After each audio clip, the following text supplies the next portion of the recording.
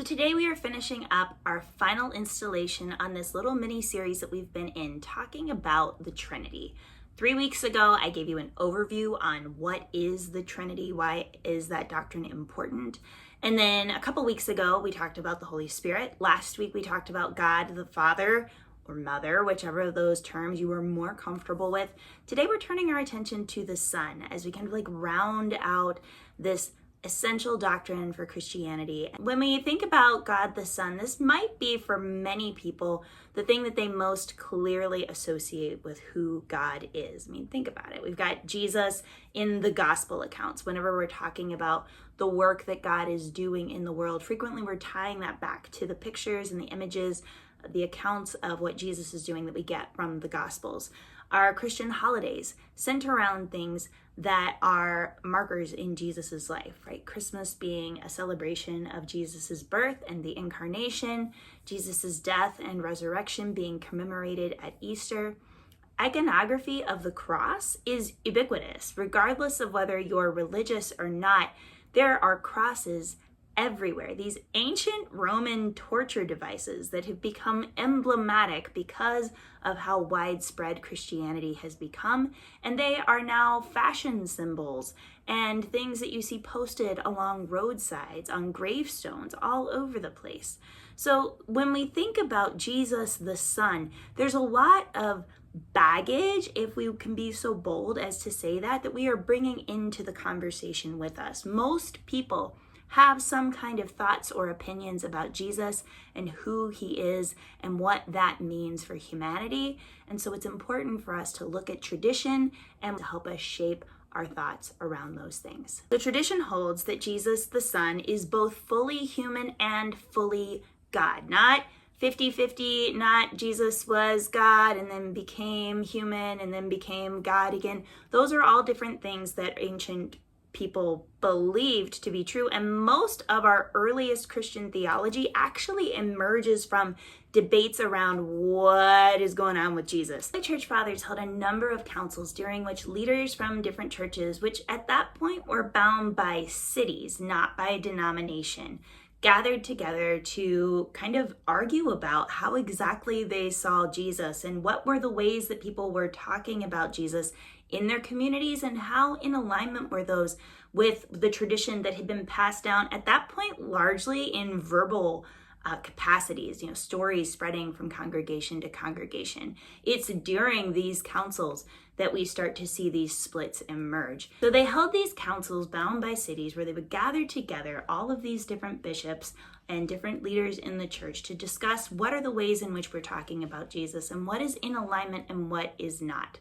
One of the councils that's really important is the Council of Nicaea. In 325 CE, they created what we know now as the Nicene Creed. They talk about the unity of Jesus the Son within the whole scope of the Trinity. They really belabored the point, and they wrote this, that Jesus is God from God, light from light, true God from true God, begotten, not made, consubstantial with the Father. And so you get in this early creed, this real insistence that there's not division between Jesus the Son and the rest of God and what is going on there. Just a little bit later in 451 CE, the Council of Chalcedon went even further. The Chalcedonian definition really harkens back to what they said in Nicaea, but they became even more granular in their affirmations of the full humanity and full divinity of Christ.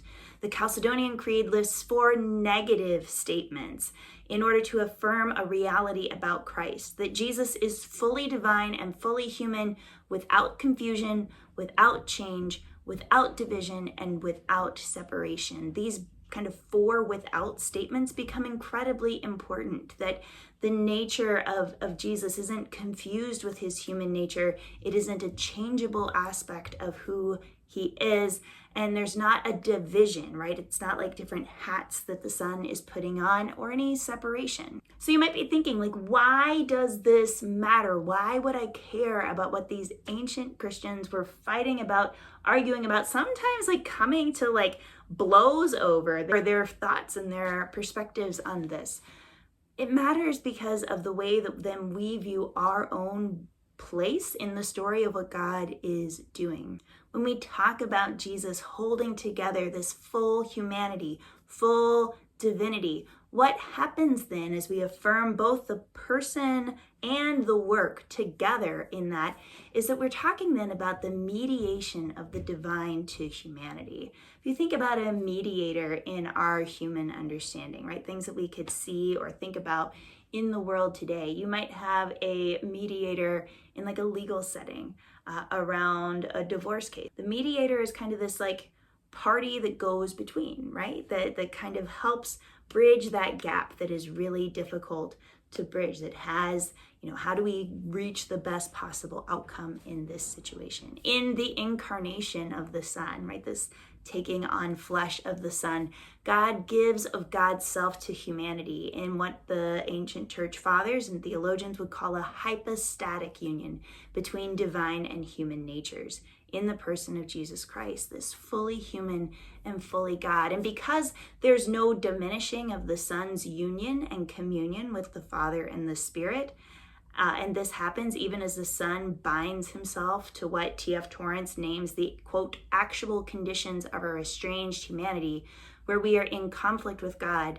So this union operates as a reconciling union in which estrangement is bridged and conflict is eradicated, and human nature taken from us is brought into perfect sanctifying union with divine nature in Jesus Christ, end quote. So why does it matter?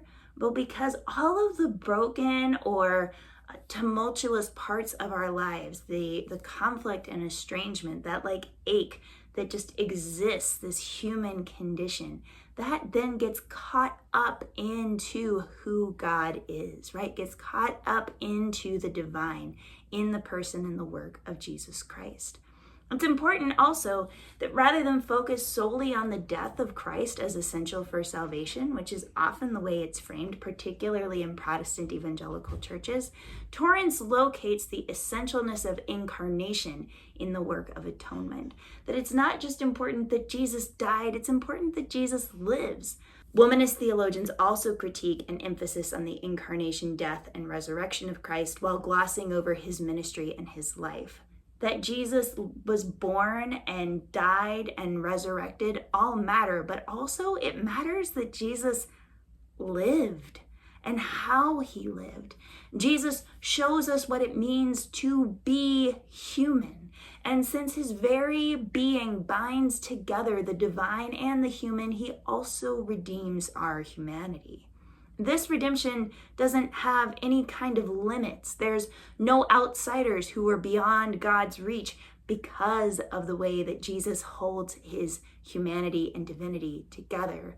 Theologian Dr. Kelly Brown Douglas calls this, quote, the solidarity with the crucified class, that Jesus doesn't just have a body, Jesus has a particular body. He takes on particular flesh, and that was of a brown-skinned Palestinian Jew under Roman occupation. He then orients his body toward other bodies around him. He transgresses even the spaces in which he would have been expected to be in that already marginalized body, right? We see this in his conversations with people like the Samaritan woman at the well. We see this in his elevation of the Samaritan in the parable of the Good Samaritan. We see it in his calling together of the people he called to be his disciples, zealots and fishermen and tax collectors, this wide range of people that it would have been incredibly weird to pull together even within his own context. She goes on, Kelly Brown Douglas goes on to quote from John Sobrino, who observes that, quote, nothing in history has set limits to the closeness of God, end quote. So to return to the Torrance quote that I offered up in our Trinity overview video like a month ago, Torrance describes God as, quote, a mutual movement of loving communication between the Father and the Son and the Holy Spirit, end quote. And through the mediation of Christ, we too are caught up in that movement of love and relationship within God, of God and for God, and miraculously, because of Christ, also for us.